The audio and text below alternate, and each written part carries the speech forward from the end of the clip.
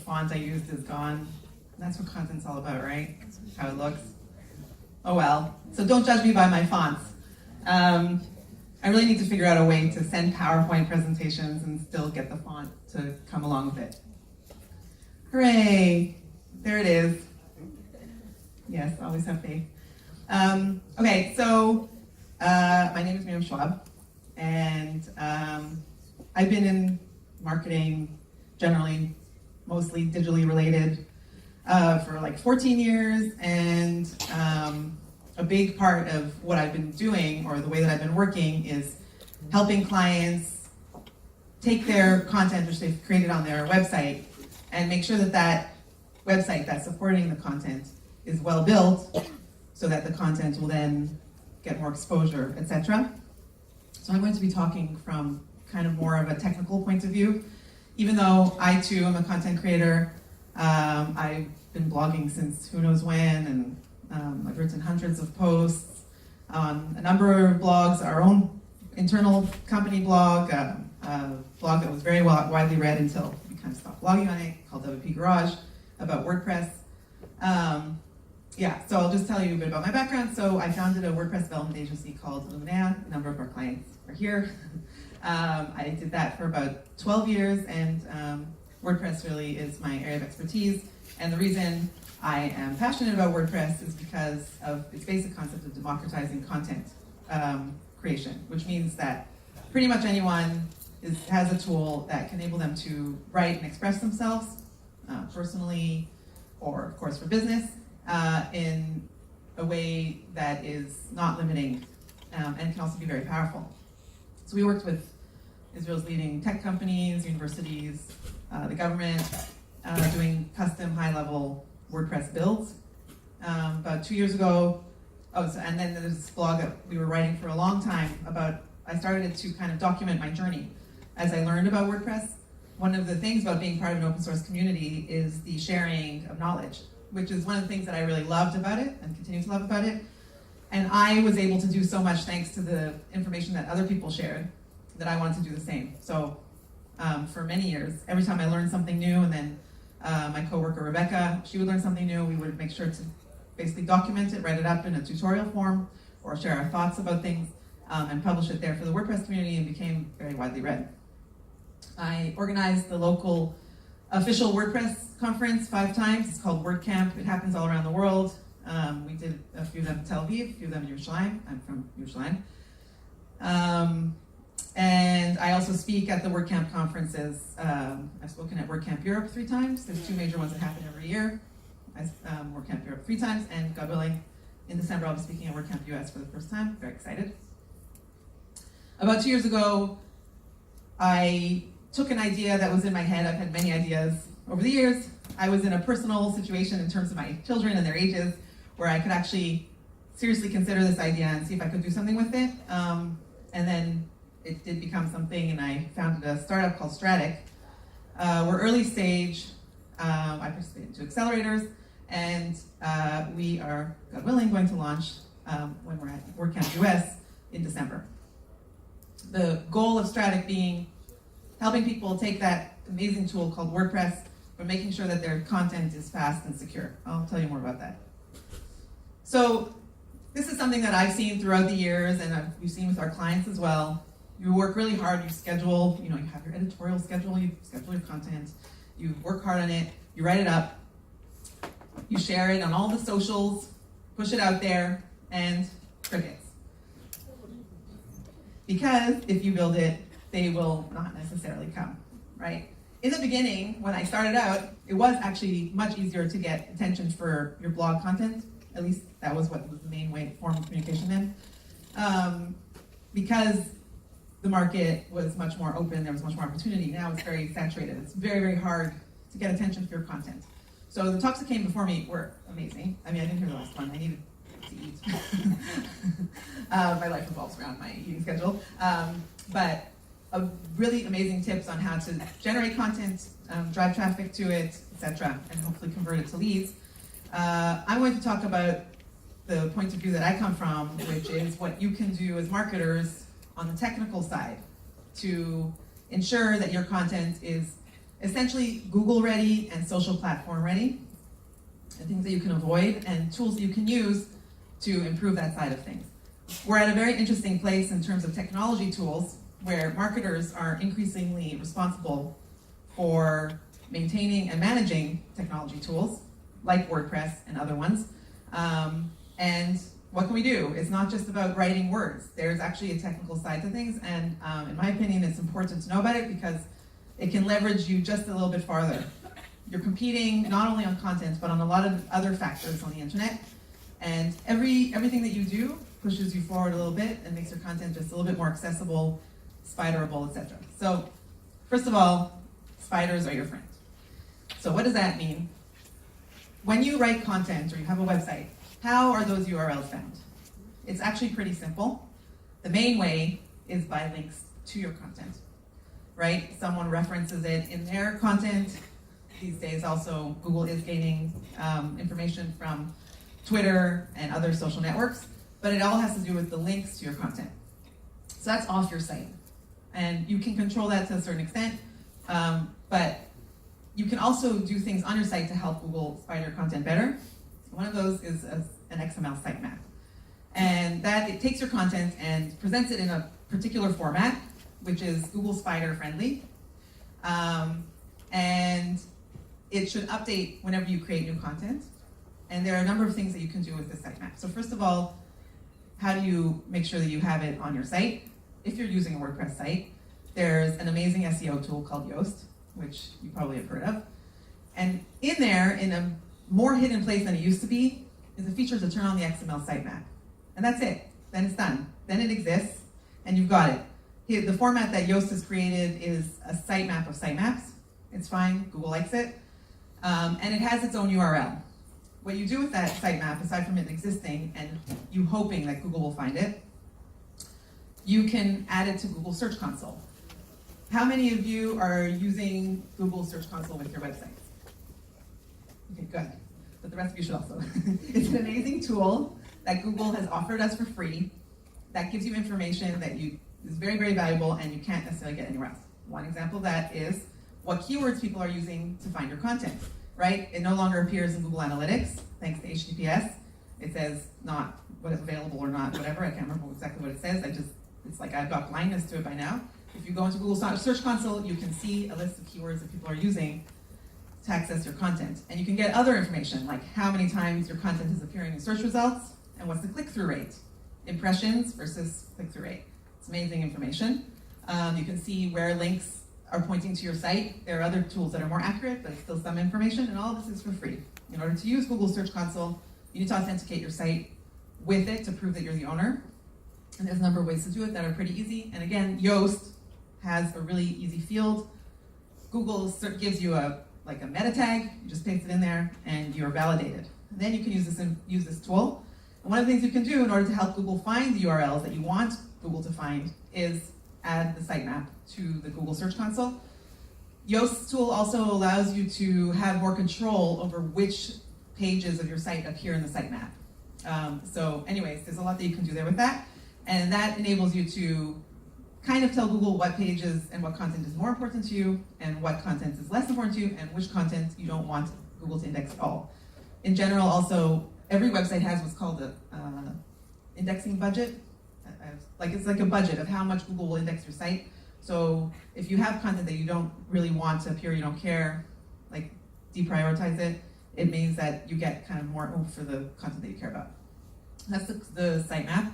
And once you've submitted the sitemap, Google knows exactly which URLs are on your site, which is fantastic. And then you can get a report like this, which says you have 5 sites with pages with errors, which means Google's not managing to spider it for some reason. You have 677 valid, which is great. That's like a green check mark. And then you have 920 which are excluded. Now, the 920 that are excluded, that sounds like bad news. But Google being Google, they're very smart. So here's an example from our site of pages that have been excluded. The previous thing was not from our site, but this is from our site. These are pages that have been excluded. And if you'll see, they're all RSS feed pages. In WordPress, every tag page and every category page has an associated RSS feed page, which is automatically generated. And Google is aware that this is not important content It's also like an XML file. It's not readable by humans, and so Google automatically excludes it, and that's to your benefit. You also need to make sure that you're welcoming the spiders. By the way, searching for stock photos about spiders is like the worst thing you could possibly do. None of them, they don't have cute spiders. Like, they're just the most atrocious, horrifying spiders. So this is the representation of spiders that I can actually look at. You need to welcome spiders. And what do I mean? This is going to sound obvious, but on pages that you want Google to index, don't have that tag, the no index, no follow tag. And on pages, and don't have this in your robots.txt. Both of these tell Google don't index these pages. And the reason I'm telling you this is because we have encountered not once, not twice, but many times sites that accidentally left this, or on purpose. I'm going to show you an example of a company that I do not understand what they're thinking, and they tried to explain it to me. In WordPress, it's very easy to turn off your site from being spidered because all it is a checkbox. And a lot of people will do that when they're working on a new WordPress site, and they'll discourage search engines from spidering, so you don't end up with something called duplicate content, which is 2 instances of your site competing in Google search results. But people forget to turn it back on. And that is terrible because you launch, and your site that had traffic coming to it starts going downhill, and you're like, what happened? And then it turns out that you were telling Google to stop indexing your site. So this is a company called Commit. A lot of Israeli companies use it, probably non-Israeli as well. It's an HR management tool. Seems useful. A lot of our clients use it, but this is their homepage in Google search results. No information is available for this page.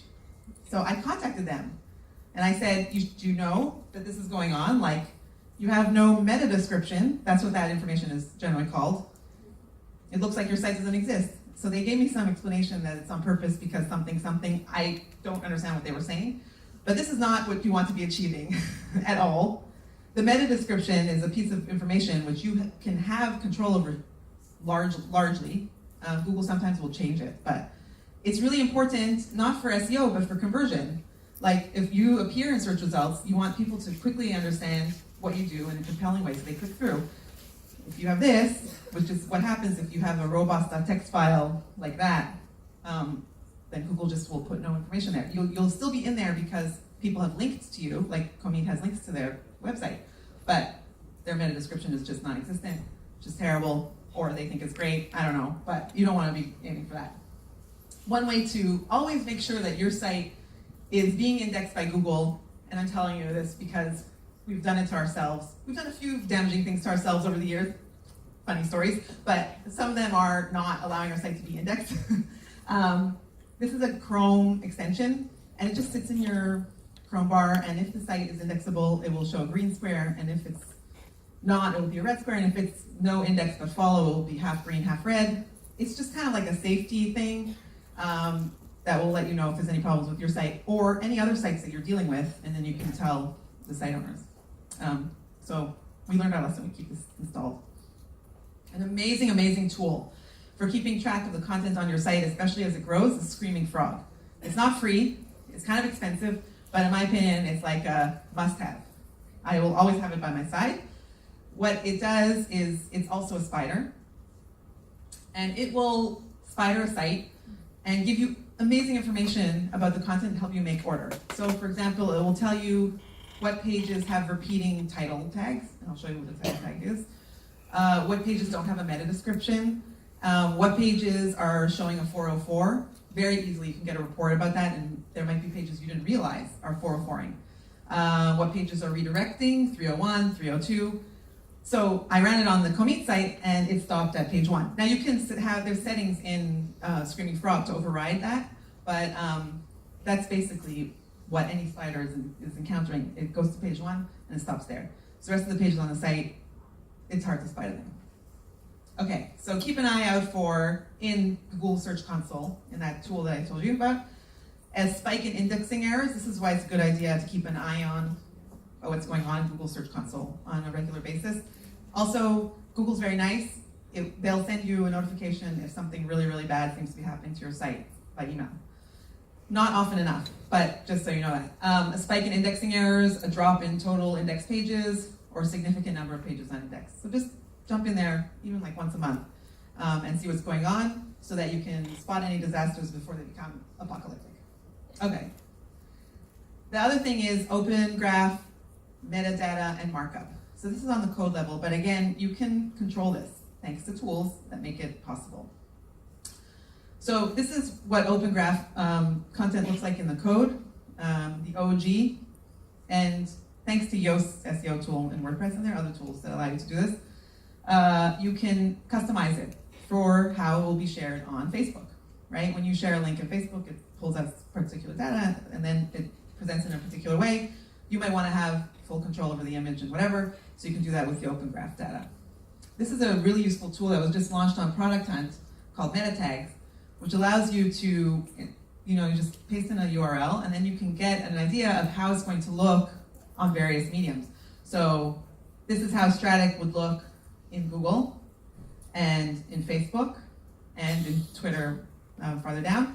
And you can also replace the image and edit the text so you can get an idea of how it looks. It's good for when you have written an amazing piece of content and you want to make sure that it's presented in the best way possible. It's a good way to get a preview of what other people will be seeing in the various platforms that it will be shared on. The Facebook debugger is a tool also that is really important to know about and use. It will tell you if you have any issues with your open graph tags on your page, if anything's missing or has been misconfigured. Where it's really useful is if you created content, shared it on Facebook, and then you decided to change the image, the open graph image, the featured image, or change the title or anything like that. Once you've shared it on Facebook once, Facebook caches it. So if you want to update it, you paste it in here and you tell Google to clear its cache, and then from that point on, when it's shared on Facebook, it will be shared in the way that you want to. Yoast itself within WordPress has a snippet preview tool. So you can also get an idea of what it's going to look like in the search engine results. And then there's the meta description, which I mentioned before, which is less for SEO, more for conversion. And this is what the tag looks like from a code point of view. Meta name equals description. You don't have to go into the code. Again, you can use tools that allow you on a per page basis to edit it in the way that you think will be the most effective for getting people to click through. There's also the canonical tag, which is in most cases not so necessary. It says to Google, this is the actual page for the content. Where it is useful is if you choose to also share your content on Medium. Medium is a way to get more eyeballs for your content if you've built up an audience there. But you don't want your content existing on Medium and on your site, because then you have duplicate content, which is a serious issue. You can have Medium have a canonical tag that says, this is actually not the original content. The original content sits on this other site. So that's a very useful tool that Medium offers, and it allows you to post your content in more than one place without the risk of duplicate content. And again, you don't have to go into any code to do this. Medium will do it for you if you add your content in the way that they describe. I wrote a post about it, which you guys can find or ask me for after. H1, this is like a little bit of an obsession with me, but so many sites are badly structured semantically, and the title of a page doesn't necessarily sit in the H1 tag. This is something I'm obsessed with checking. It needs to sit in the H1 tag. It tells Google and everyone that this is the top level content on the page, this is the title. Just make sure it's not an H2 or in some span CSS thing that makes it look like a title, but from the code level, it's not. So if you want to check that out, go to the page source of any page and just search for open bracket H1 close bracket, and hopefully you have it on your page. I can't tell you how many sites I've seen that have not done this properly, and it's very upsetting to me. So just so you know, it's something to look out for. Now the title tag. This is arguably one of the most important things you can do for your content from an SEO point of view. In the search results, this is what will appear as a title. If you have written something else in H1, it will not. So you can create two types of titles. One that's for people when they actually get to your site. Maybe it can be wordier, longer, more descriptive. But for Google search results, you want to make sure that your title tag is concise and that has the keywords that you want, also close to the beginning of the sentence, things like that. So you keep Google more in mind for the title tag, and H1 is not exactly for Google. And you can also control this. You don't have to go into the code. using Yoast, for example, you can totally control this per page. But it's very important to pay attention to it. Page speed. So all of the platforms are shouting from the rooftops about how important page speed is. And they're creating competing like platforms in order to help users achieve it. So there's Google AMP, which you may have heard of, which is their kind of new format of code or whatever, which is like very stripped down, very fast, that they're trying to encourage website owners to implement on their sites. And Facebook created their own, and I think there's actually even a third one. But Google's really pushing AMP the hardest. The point being that all of them know that if a page loads quickly, then users will be happy. And if it loads slowly, then users will not be happy, and also you as the content creators are going to lose a lot of potential eyeballs. So what's going on now? The web started off very lean. It was HTML pages. If you ever saw Tim Berners-Lee's first web page, it's just some lines in Times New Roman with some hyperlinks. Now every web page is just full of crap, essentially. JavaScript and huge images and just totally not optimized from that point of view. Web page size has increased tremendously just over the last 4 years. And a study was done that showed that people found a slow-loading mobile site more stressful than watching a horror movie. And this is an even better stat. 4% of people have thrown their phone while using a slow mobile site. I don't know who did that survey and had that question in it. Have you ever thrown your phone when you were trying to load a site? But we all know that it's very frustrating when a site, especially on mobile, is loading slowly and on desktop, and we'll tend to abandon it. And then these are just some stats about how important it is from a business point of view. People will leave, you've created this amazing piece of content, and it's loading slowly, and they're gone. And they actually got to you. They found you, they liked what they said in the search results, they liked the way it looked when it was shared on Facebook, and then they can't load your page and they're out of there. Such a shame and such a waste of resources. It reduces customer satisfaction, dips in page views, et cetera, et cetera. So slow sites are bad for business and the internet. It's just a poor user experience. So Google, for example, is prioritizing in some way, which is not clear, faster sites. One way that it is clear is AMP sites in their carousel at the top of the page. That's usually news types of content, but there's a clear message that our sites need to be faster.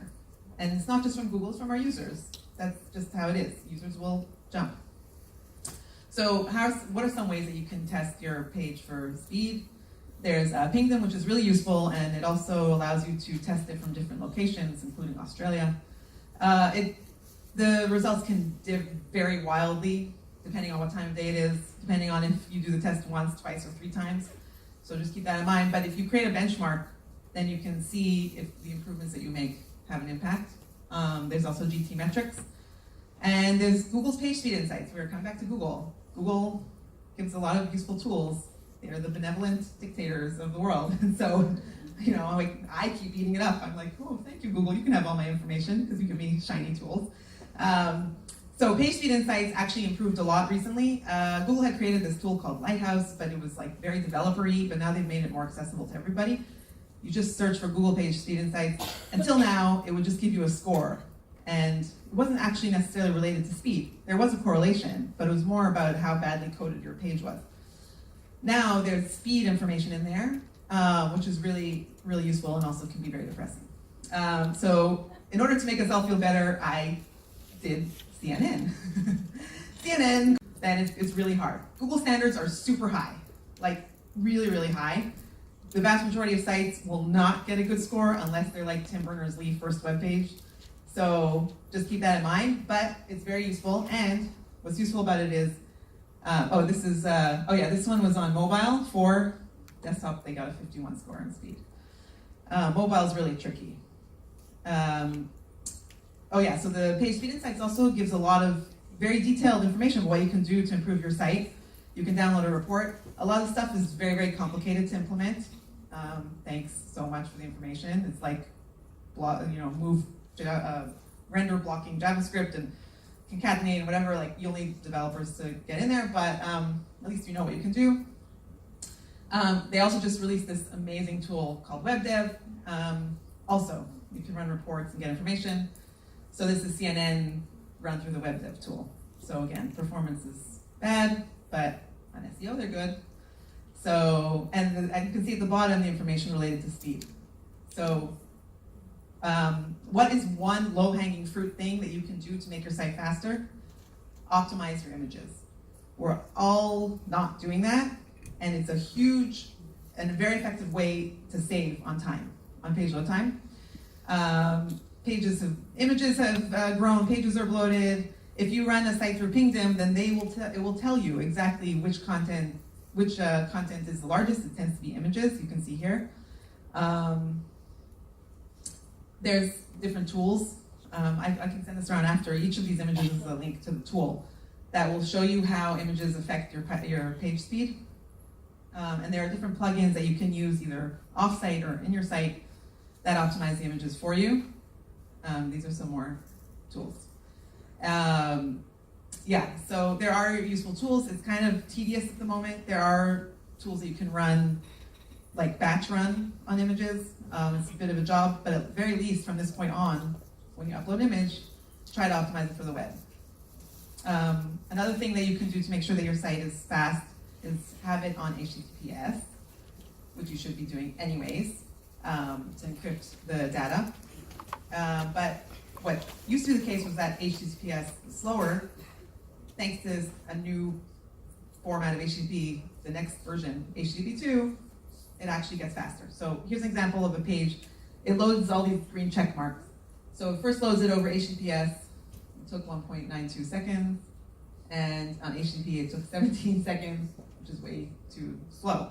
So you can, first of all, you should, no doubt, implement HTTPS on your site if you haven't, and Content Israel organizers. Google will start to show your site as insecure in the browser, and it will probably negatively impact your rankings if you care about rankings. And it's also better for your users, but we also care about them, right? And you can check with your hosting provider if it supports HTTP2. A lot of them do. If they don't, you can ask them if they're going to, or if they can implement it on your site, and you may see an uptick in speed. This is Google's recommendation. As I said, high standards, so we'll just move on. That's just a technical term, time to first byte. You can use this tool to see how fast your hosting is. So if you're not sure before you want to reach out to them, just plug your site in here and it'll give you some information about that and a score. So our hosting is an A+. Yay. So that's all about speed. And the reason that I'm putting emphasis on this is because the lords of the internet are putting emphasis on it. And for good reason. If you read any studies about speed, you will see that it can have either an amazing impact on your content and get you amazing results and much better results, whether it's shared on Facebook or through, or will pay more for Google ads, and or their ad just won't be displayed. Because Google in the end wants people's user experience to be positive. Fast is positive, as we all know. Nobody wants to be throwing their cell phone because of their frustration. So page speed is very important. Now I'm just going to tell you a bit about Strattic, because I'm here on the stage, and I mentioned it before, and I'm from Strattic, and it's a solution. So what Strattic does is it takes WordPress sites, and it converts them in one click to a format that is called static. Static doesn't mean that the content is no longer dynamic. If you have a video gallery, photo with your content, I hope it flies. It's possible. Thank you, Miriam. That was fantastic. Another round of applause for Miriam.